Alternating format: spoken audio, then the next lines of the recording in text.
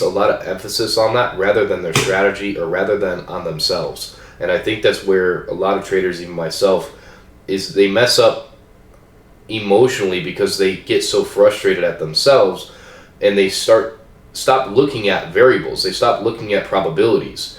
If you put all your emphasis on probabilities and variables and you do your absolute best to execute the model, that's the only thing you have really control over, and plus your risk management. If you do that and you let everything else take care of itself, you will end up profitable. Where we screw things up is when we start to try to tinker with that variables and the probabilities, and we try to push it in our favor. We try to have control over that. You don't have control over variables or probabilities. You do not have control over that. It's completely random.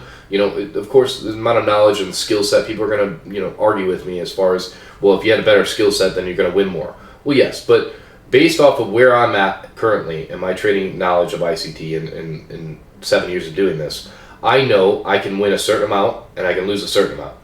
I end up winning more than I end up losing most of the time, but there's times where I'm not winning more than I lose. So I have to trust variables and probabilities and trust risk management to take care of the rest. Otherwise, if I try to control it, then it's going to go all out the window. So I know I'm going on a rant, but these things, are things that I think about constantly after the math of days like this where, I sit there and I ponder and I think, well, what are other people thinking to themselves and what am I thinking? And how do I have control over that? How do I kind of get the upper hand? To me, the person who's trying to get the upper hand, like I used to, is trying to overtrade in a condition like this, or they think that they're successful by taking their losses in the morning session when they should have stopped, and then they end up profitable in the afternoon.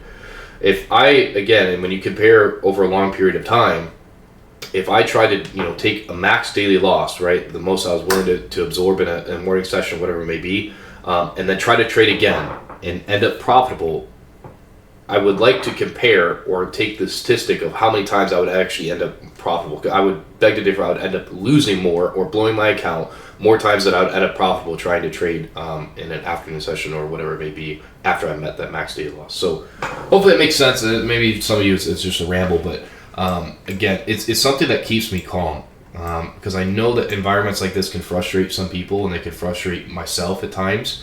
And again, that's where we have to talk to ourselves and journal. And for me, that's why I like doing day logs. That's why I like doing live streams, because it's very much like a journaling process, therapeutic to me, because I can talk about the things that I'm thinking about and get it out there.